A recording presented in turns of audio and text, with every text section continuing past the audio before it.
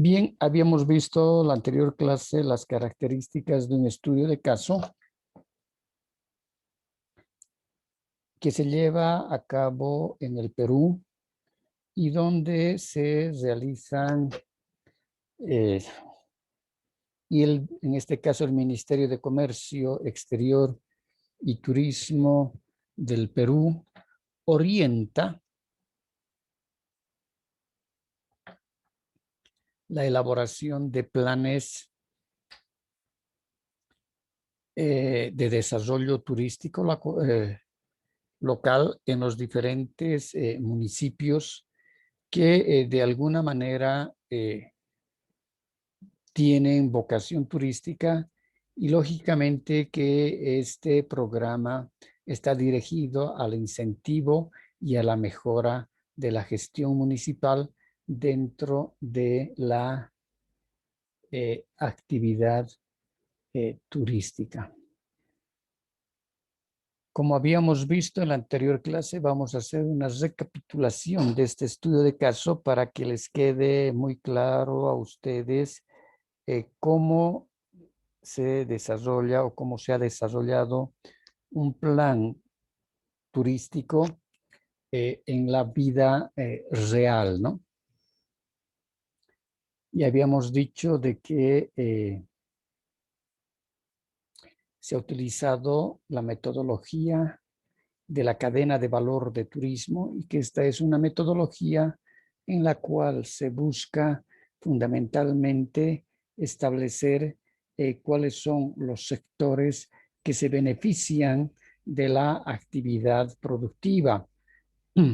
La cadena de valor no solamente se utiliza en el turismo, sino se puede utilizar en cualquier otro tipo de actividad económica o que genera recursos económicos tanto al sector privado como al sector público. En Bolivia, hace unos 8 o 10 años atrás, se han trabajado mucho la metodología de la cadena de valor en diferentes rubros.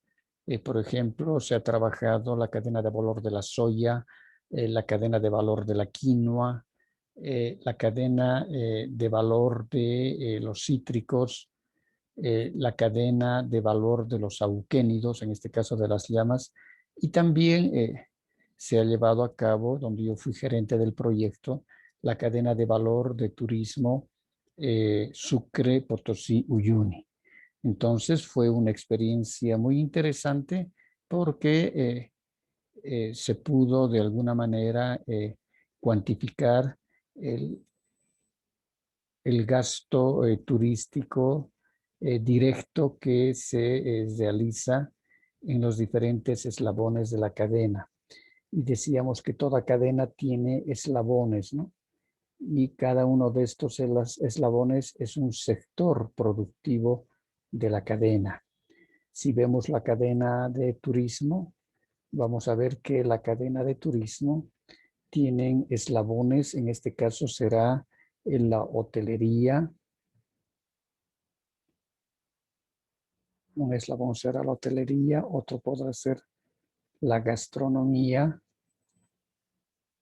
otro eslabón será la parte de las artesanías, otro será las agencias de viajes, otros serán los operadores receptivos,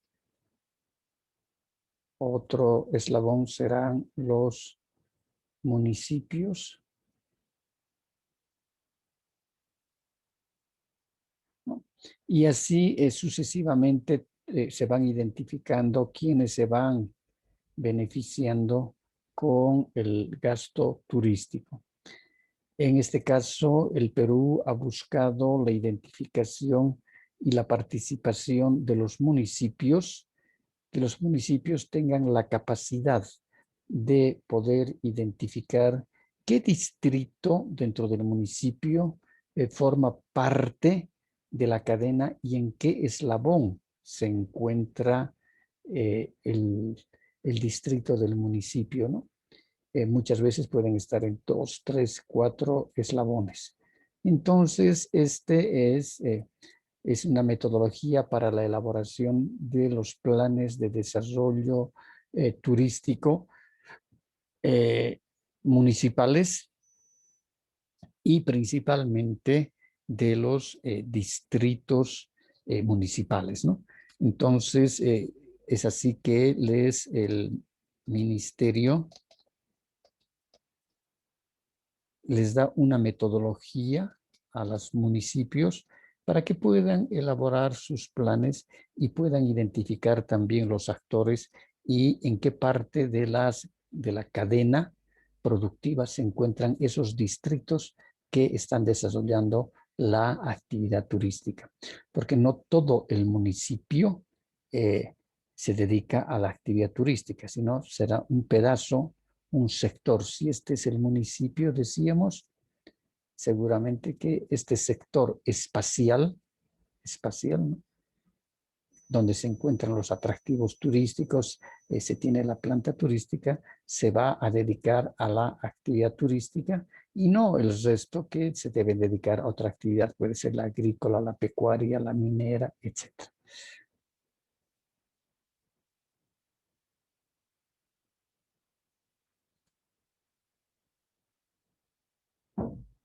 De esa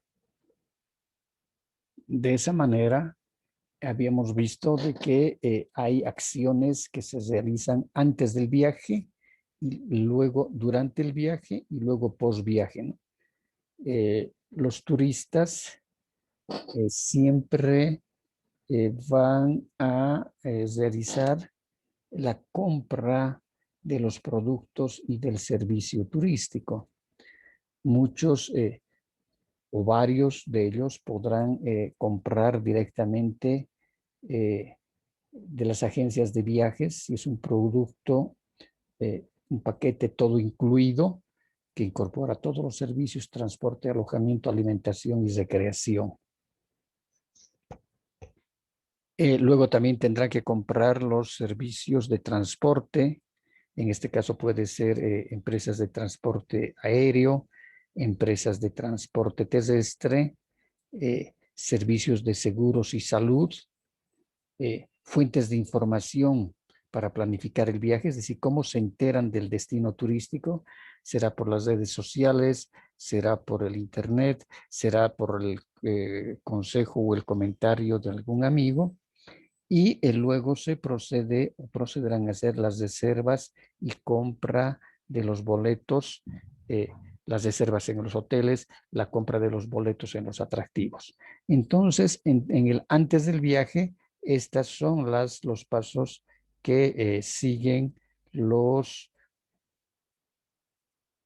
turistas. Si vemos en el caso del transporte, puede existir la posibilidad de que si es un turismo nacional o es un turismo nacional, nos referimos a cuando los propios habitantes de un país visitan su país, los atractivos turísticos de su país.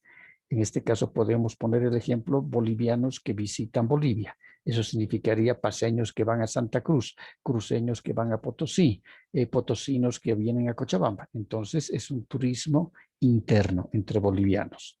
Y en cambio el turismo internacional es cuando los extranjeros, personas que radican o tienen nacionalidad extranjera, ingresan al país para visitar sus atractivos. Un turismo, decíamos, el transporte, tal vez la movilidad propia sea para el turismo nacional, ¿no? O en algunos casos, si hay un turismo fronterizo, en el caso, por ejemplo, de la Argentina, del norte argentino con Tarija, el turismo internacional es fronterizo. Entonces, las personas están acostumbradas a los argentinos en ir a Tarija, a visitar Tarija, los valles de Tarija, etcétera, en sus movilidades. O los tarijeños quieren ir a las ciudades como ser Salta, Jujuy, y van en sus movilidades, ¿no? Entonces, el transporte es movilidad privada. Otros utilizarán el transporte público, es decir, en este caso, el transporte público pueden ser buses, puede ser remis, pueden ser taxitufis, transporte, puede ser también transporte aéreo, ¿no? Que es público. Luego utilizarán aeropuertos y van a utilizar transporte aéreo.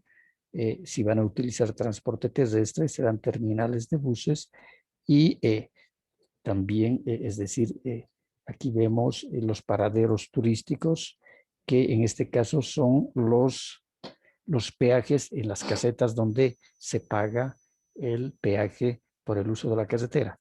Entonces, aquí, por ejemplo, en el peaje también forma una parte de la cadena, es un eslabón de la cadena. ¿Por qué? Porque con el pago que hacen los pasajeros, en este caso los turistas, en el transporte, ¿no? Se está pagando el peaje. Y si fuera la movilidad propia del turista, el turista también está pagando el peaje, ¿no? Y que reunido eso genera recursos económicos para el Estado. En el durante decíamos los recursos o atractivos que puedan existir, las actividades turísticas y el equipamiento e infraestructura turística que se requiere para desarrollar las actividades turísticas, la recreación, el esparcimiento, ¿no? En este caso tenemos el trekking, artesanías, montañismo, paseos a caballo, clases de chocolate, canotaje, compras, visitas guiadas, bicicletas, visitas a fincas, entre otros. Es decir, hay una diversidad de actividades turísticas que se desarrollan en los destinos y los destinos son equipados en infraestructura, en equipamiento, en mobiliario, etcétera, para esas características. Dentro de esos atractivos tenemos las manifestaciones culturales que existen en que existen en esos distritos municipales en el Perú, ¿no?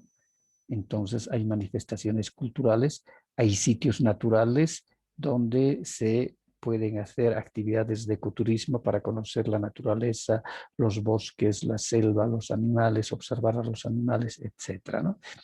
También tenemos la parte del folclore, las manifestaciones folclóricas, que también, en este caso las fiestas patronales, por ejemplo, que son parte de los distritos de los municipios en el Perú y que forman parte también del atractivo turístico.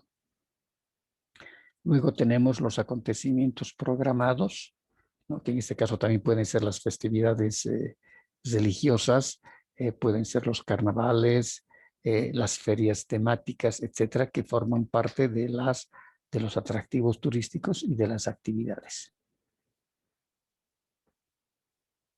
Asimismo, también tenemos la realización técnica, científica o artística, ¿no? En este caso, tenemos miradores para observar la naturaleza, eh, tenemos paradores para mirar también los atractivos turísticos, tenemos senderos ecoturísticos y hay que ver cómo están, la calidad de estos, qué características tienen, qué es lo que les falta. Es decir, sobre este panorama de la cadena de valor de la experiencia turística, los municipios tienen que elaborar sus planes de desarrollo turístico. Y si hay embarcaderos también, ¿no? Por la actividad, en este caso, embarcaderos, nos estamos refiriendo a la parte de puertos, lacustres, marítimos, etcétera. Durante el viaje también tenemos la parte de los servicios turísticos propiamente dichos, y en este caso sería que estos forman parte de las eslabones, ¿no? De la cadena, servicios de alimentos y bebidas, todo lo que son restaurantes, eh, licorerías, pub, etcétera, ¿no? Establecimientos de hospedaje, camping, alquiler de departamentos, es decir, dónde van a pernoctar los turistas, las agencias de viajes u operadoras de turismo que se van a encargar de venderles el transporte o les van a vender el paquete todo incluido, y los operadores que van a hacer la prestación de los servicios turísticos, que también son eslabones, los guías oficiales de turismo, formales y orientadores turísticos locales. Luego dice que, luego dijimos que vemos el post-viaje, es decir, quiénes son los proveedores de productos y servicios. El post-viaje, es decir, quiénes proveen a quiénes son los proveedores de productos y servicios a estos otros servicios turísticos propiamente, ¿no? Y también las agencias de viajes y tour operadores y los servicios financieros, que en el fondo también estos proveedores, por ejemplo, los restaurantes, quienes son los que proveen la carne, las verduras, las bebidas, etcétera, van a formar parte de, si no serán directamente del eslabón, pero van a generar, ¿no? Recursos económicos o van a percibir recursos económicos que han sido generados por el eslabón de la cadena. Si vemos el eslabón de la cadena de servicios de alimentos y bebidas, que son los restaurantes todos, entonces ellos tienen sus proveedores. Entonces se van a beneficiar con ese gasto turístico como proveedores, ellos se benefician y lógicamente, es decir, ahí es lo que vemos, el efecto en cascada del gasto turístico. Directamente irá a los servicios de alimentos y bebidas que paga el turista, pero los establecimientos de gastronómicos y de venta de bebidas, lógicamente que compran a sus proveedores, los proveedores comprarán a las fábricas y las fábricas comprarán la materia prima, pagarán sueldos, etc. Es todo un efecto en cascada del gasto turístico.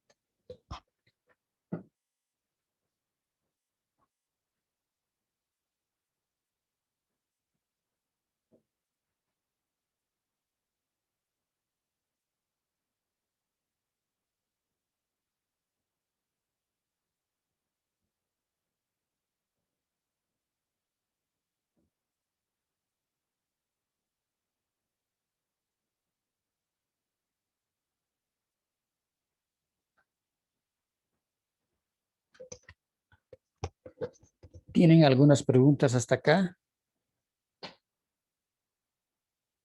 No, Lice. Perfecto. Todo está claro, ¿no? Sí. Sí, Lice. Muy bien.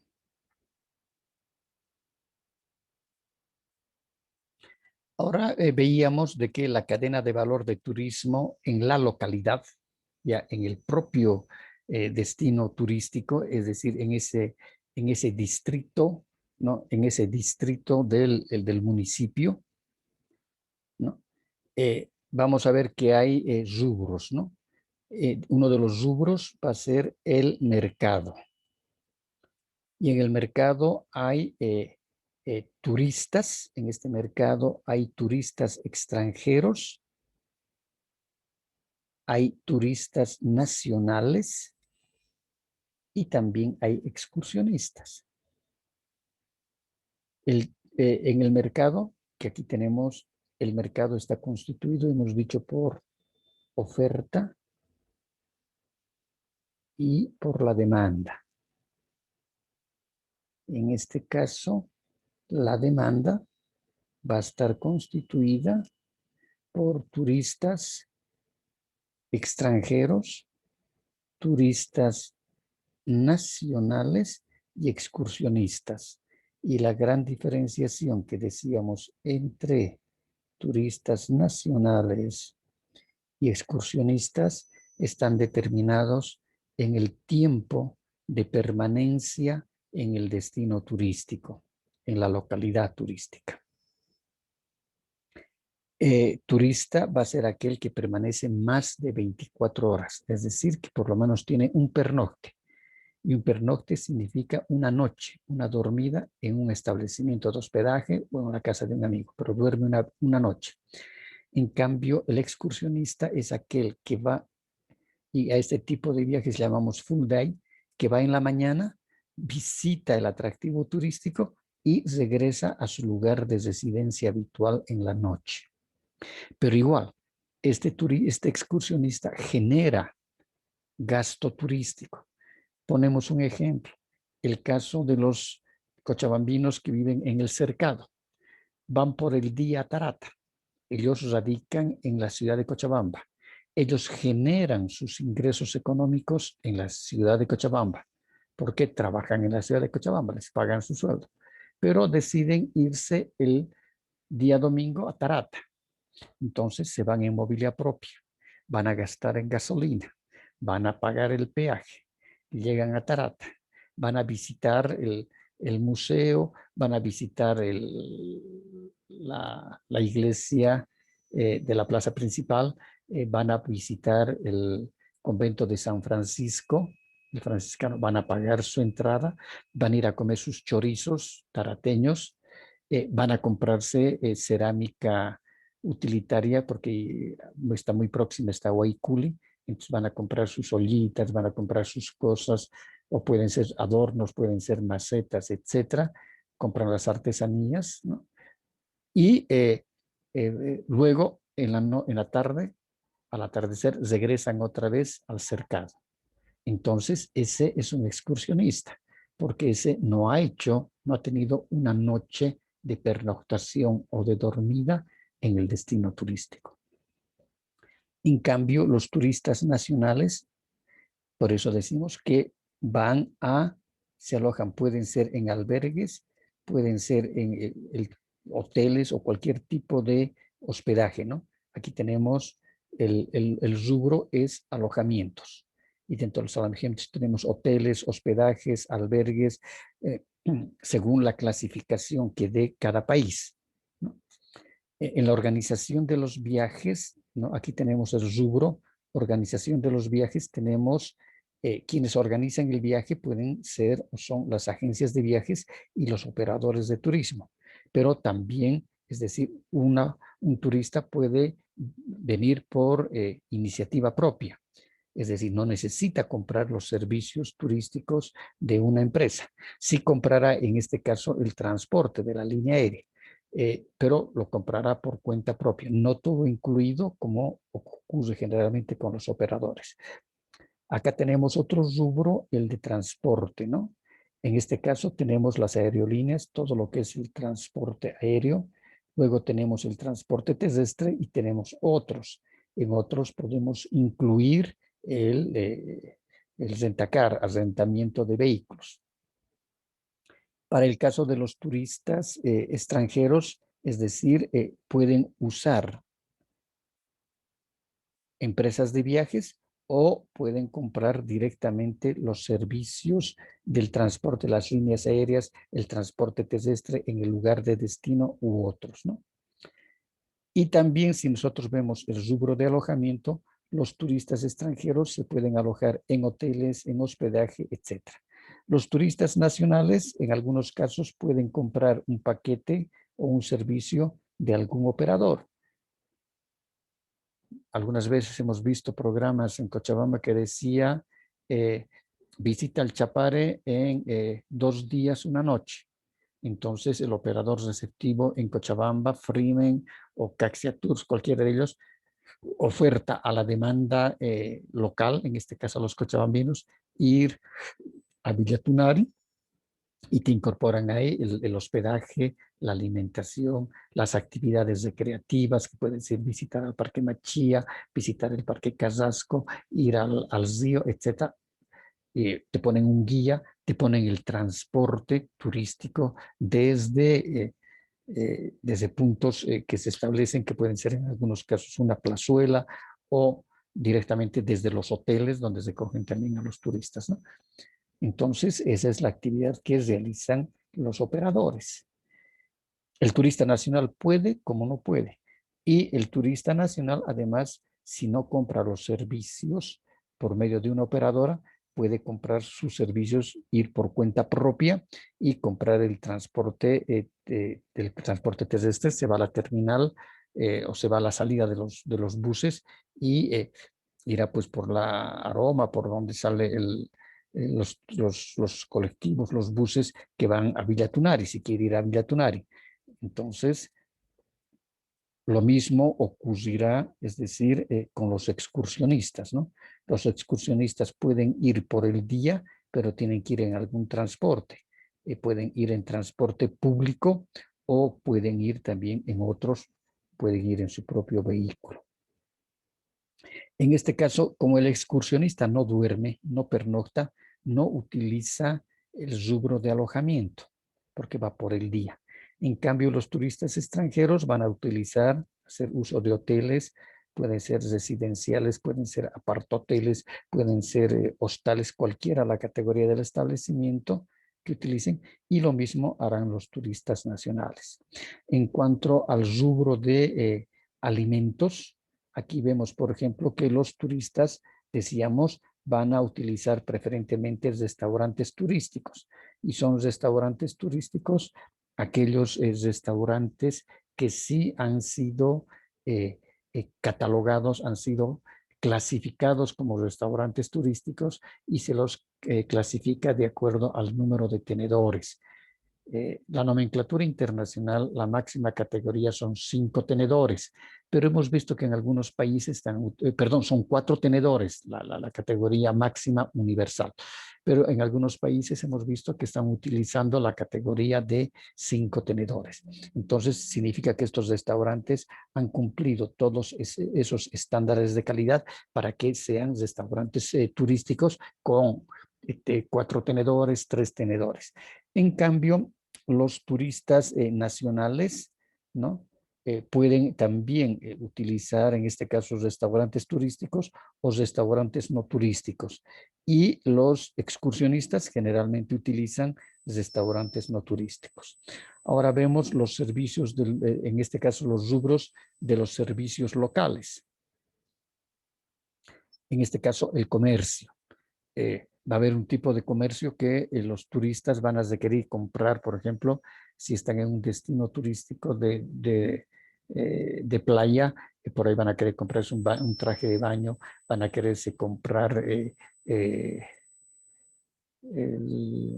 protector solar, etcétera. Si es en un río, tal vez querrán comprar una caña de pescar o querrán comprar una liana, querrán comprarse los cebos para pescar, si en el lugar se puede pescar. Entonces, siempre cuando uno va a un destino turístico, hay una necesidad de compra en el comercio, ¿no?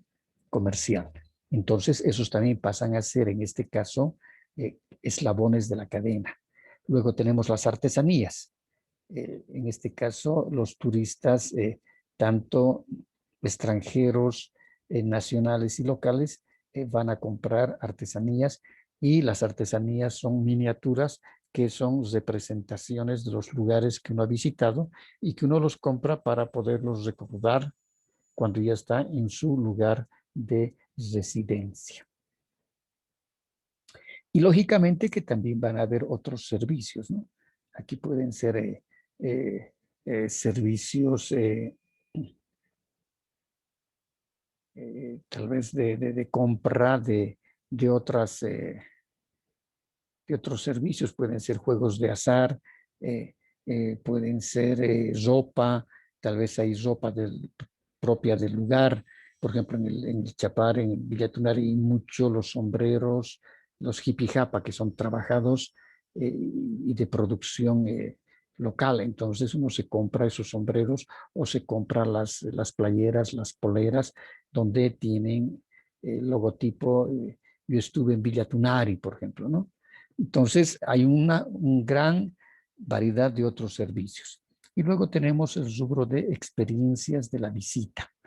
Y en las experiencias de la visita tenemos los recursos turísticos y que en algunos otros casos van a ser atractivos turísticos. Y aquí tenemos las actividades turísticas. En las actividades turísticas, por ejemplo, si hay una senda, esta senda puede ser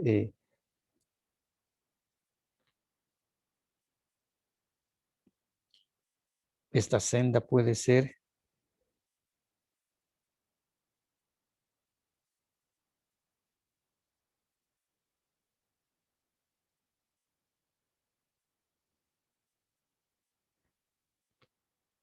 en este caso las actividades, si hay una senda, entonces las actividades en la senda puede ser una visita pedestre a la senda, que puede durar 2, 3 horas. Hay que ir con un guía, ¿no? Y el guía es el que nos va a conducir, trasladar y informar sobre los atractivos turísticos que tiene esa senda. Ahora la senda también puede ser caballar, es decir, vamos a ir montados en caballos. Entonces necesitamos un guía y el guía también nos va a ir explicando. Primero nos enseñará a montar el caballo si no sabemos montar caballos e iremos detrás del guía, ¿no? O muchas veces uno va montado en el caballo y hay otras personas que ayudan y que te llevan el lazo del caballo y uno va montado y el guía va explicando. Luego también puede ser tal vez la senda, el recorrido puede ser en bicicleta, entonces hay que alquilar la bicicleta y uno va con el guía y el guía hace paradas donde explica las características del paisaje, del entorno paisajístico, de los atractivos naturales, de los atractivos culturales, etcétera. ¿Preguntas hasta acá?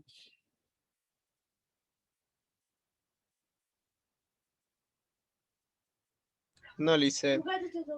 Perfecto. Esto ya hemos visto también.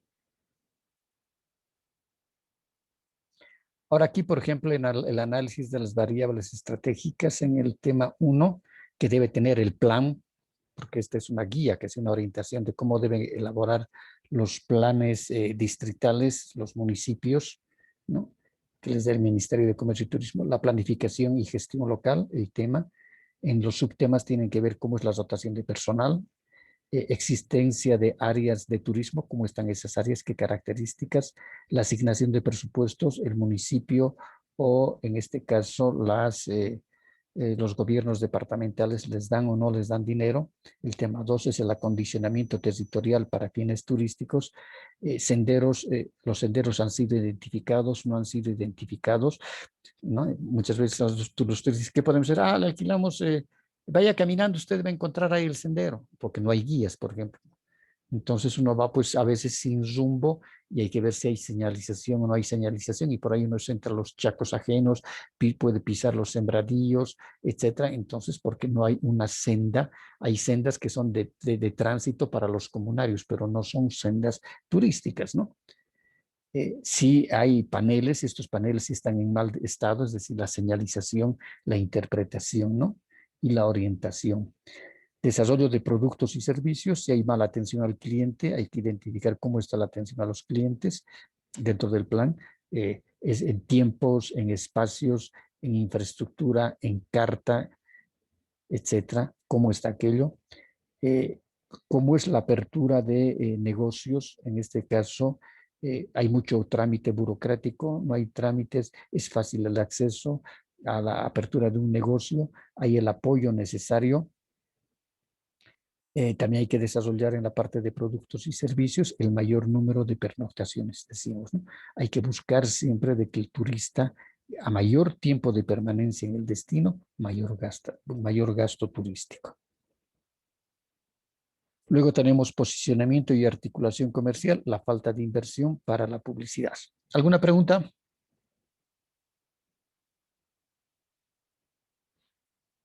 Bien, lo hice. quedamos ahí. Que tengan buena tarde. Hasta luego. Igualmente.